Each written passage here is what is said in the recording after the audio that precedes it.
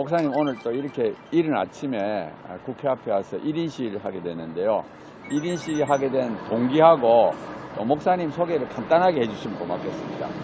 네, 포괄적 차별금지법이라든지 동성애 관련한 이런 행위들은 결코 하나님 입장에서 용납할 수 없는 일입니다.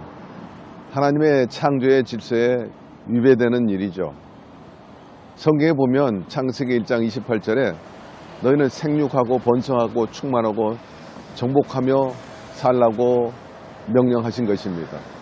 그런 점에 있어서 가장 창조의 질서에 위배되는 것이 결국 하나님께서 정하신 남자와 여자의 결합을 통해서 이루어지는 것인데, 이런 질서를 방해하는 그런 행위이기 때문에 제가 반대하는 입장인 것입니다.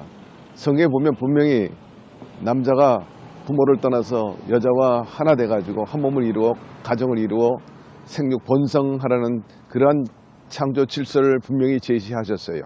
그런데 이렇게 무질서하게 남자와 남자, 여자와 여자 사랑하는 것이 평등이라고 주장한다면 그것은 결코 하나님의 법이나 또 하나님의 창조 질서에 반하는 일이죠. 용납할 수 없는 일입니다. 그렇기 때문에 이 자리에 나왔습니다.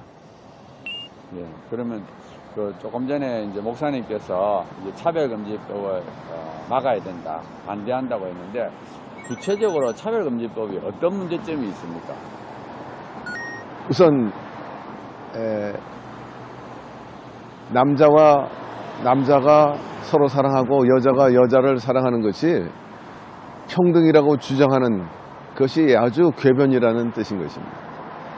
하나님의 법이나 인류 역사의 그 풍습이나 문화나 남자와 여자가 결합해서 가정을 이루고 자녀를 낳으면서 살아왔습니다. 만약에 에덴 동산에서 남자와 남자만 관계하고 여자가 여자를 관계하고 그런 것이 주류였다면 오늘날처럼 인류가 이렇게 번성하지 않았을 거예요. 모든 만물은 다 암수가 있어요. 거의 대다수가 다 암수에 의해서 이런 만물, 아름다움, 조화를 이루고 훌륭한 그런 우주와 또 지구촌을 만들어서 그런 아름다운 동산에서 우리가 살고 있어요. 만약에 그런 생물학적인 결합이 이루어지지 않았다면 아마 이런 아름다운 만물을 우리가 만끽하지 못하고 누리지 못했을 것입니다. 행복 추구권에 대해서 그렇습니다. 내 자신이 행복하면 다 된다는 그런 논리, 자신들의 행복이 자신들에게는 즐거우며 행복일런지 몰라도 그것이 사회나 또 다른 사람들에 의해서 해가 되고 또 여러 가지 불행을 자초하게 된다면 그것은 사회에서 반드시 법으로 제재해야 되고 그건 반드시 반대해야 되는 것입니다. 그리고 우리가 알다시피 가정의 전통은 남녀 결합을 통해서 이어왔고, 오늘 여기 피켓에서 나와 있지만은 남자 며느리가 들어오면 어떻게 하겠습니까? 여자 사위가 들어오면 어떻게 하겠습니까? 가뜩이나 지금 출산율이 떨어져 가지고 우리 대한민국의 미래가 어둡습니다.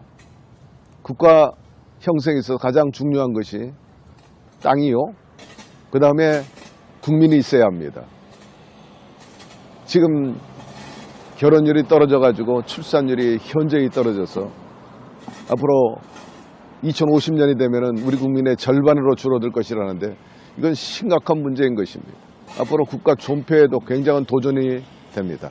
그렇기 때문에 출산율을 높이기 위해서도 그러하고 또 사회적으로 결혼 안 하는 풍습으로 인해 가지고 그것이 편승돼서 동성애라든지 이런 것들이 조장되거나 확산돼 나간다면은 이건 절단강선이 돼버리고 마는 거죠. 아무리 든든한 뚝이 방파제가 되고 방어막이 된다 할지라도 거기 구멍이 하나씩 새기 시작하면요, 나중에는 속절없이 다 무너져 버리고 말아요. 본물 터지시 터져버리면 지금은 적은 일이요 소수라고 말하지만 그때는 다수가 되고 대중이 되고 그러면 이 나라 이 지구촌이 어떻게 되겠습니까? 사실 좋지 않은 것은요 초장부터 막아야 되는 것입니다.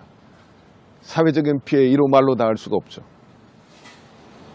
예, 하여튼 뭐 조금 전에 목사님께서 우리나라의 저출산 문제라든지 여러 가지 문제점 때문에 차별금지법을 꼭 막아야 된다고 말씀하셨는데 마지막으로 우리 한국 국민들한테 당부하고 싶은 말씀을 해주시면 고맙겠습니다.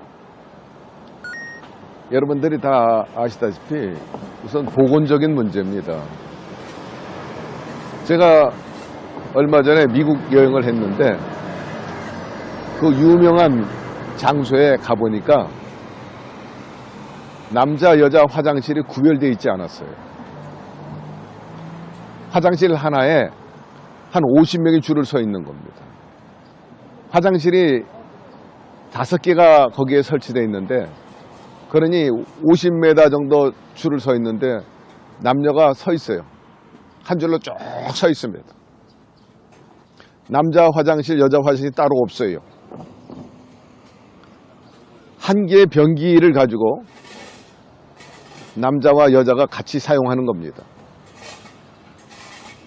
사실 과거의 통념으로 볼 때 우리는 같이 할 수 없는 그러한 분위기였습니다. 날씨 뜨겁고 들어갔다 나왔다 들어갔다 나왔다 하는데 굉장히 불결했습니다. 남자가 용병 보는 거하고 여자가 용병 보는 거 하는 것은 전혀 차이가 달라요. 생물학적으로 다릅니다. 신체적으로 달라요. 그런데 지금 그런 분위기가 한국에도 서서히 들어오고 있다는 거예요. 그게 많은 위생적인 문제도 있고 또 윤리적인 문제도 있습니다. 성차별이라고 말하는데 남성과 여성 어떤 신분이나 대우를 차별하자는 게 아닙니다. 성적인 타고난 신체의 기능이 각각 다르다는 거예요. 그런 점에 있어서 그것은 구별돼야 된다는 그런 저의 논리고, 두 번째, 잘 아시다시피 에이즈가 창궐해지는데 동성애자들이 상당히 기여한다는 거예요.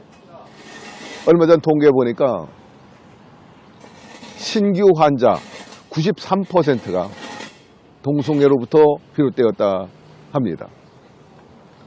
정상적인 관계를 통해서 이루어졌다면은 여러분 이런 천형이라고 부르는 에이즈 같은 것이 아마 창궐하지 않을 겁니다. 이 에이즈의 시작은 여러분들이 너무나 잘 알기 때문에 언급은 피하겠습니다만은 이것은 아주 옳지 않기 때문에 그로 인해 가지고 국민 보건에 굉장히 피해를 주고 막대한 국가 재산이 들어가게 되고 또 개인적으로도 물질적으로 굉장한 그 부담을 가져야 되는데 이런 것은 용납할 수 없다는 것입니다. 그리고 요새 보이지 않게 우리 사회의 청소년들이 마약에 손을 대기 시작을 합니다. 지금 놀랍게 엄청나게 확산돼 가지고 마약과 전쟁에 돌입할 지경이 되었습니다. 동성애도 마찬가지입니다. 케어 축제라든지 이런 행사가 버젓이 벌어짐으로 지지하고 방관하기 때문에 점점 확산돼 나간다는 거예요. 앞서 언급했지만 소수라고 말하지만 결코 내버려두고 방치하면 반드시 다수가 돼버리고 말 것이고 사회 또 인간 모든 윤리 도덕에 있어서 근간이 흔들리게 되고 전국적으로는 개인, 가정 그리고 공동체 사회에 반드시 불행한 결과를 가져오게 될 것입니다. 그런 점에 있어서 국민 여러분들이 굉장히 이 일에 관심을 가지고 경각심을 가져야 되고 이 차별금지법, 동성애법은 반드시 제정되는 것 우리가 막아야 되는 것입니다. 그것이 개인의 건강과 가정의 건강과 이 사회의 건강 국가의 건강에 아주 첩경이 된다. 그렇게 말씀드리고 싶습니다. 네, 하여튼 목사님께서 너무 조목조목 문제점 말씀을 잘 해주셨고요. 전번에 제가 들을 때 그 목사님 말씀 중에 그 기숙사에서 샤워실도 커튼을 치고 남녀가 같이 쓴다는 말을 듣고 너무 놀랐습니다. 하여튼 우리가 서구에서 좋은 것만 배우지 절대로 나쁜 것을 배우지 않는 우리 대한민국이 되었으면 참 좋겠습니다. 오늘 이렇게 목사님 일찍 나오셔서 1인시 해주시는 걸 너무 감사드립니다. 예, 고맙습니다. 늘 이렇게 수고해 주시고 고맙습니다. 예, 감사합니다. 반드시 이길 겁니다. 예, 감사합니다. 할렐루야, 화이팅. 예, 고맙습니다, 목사님.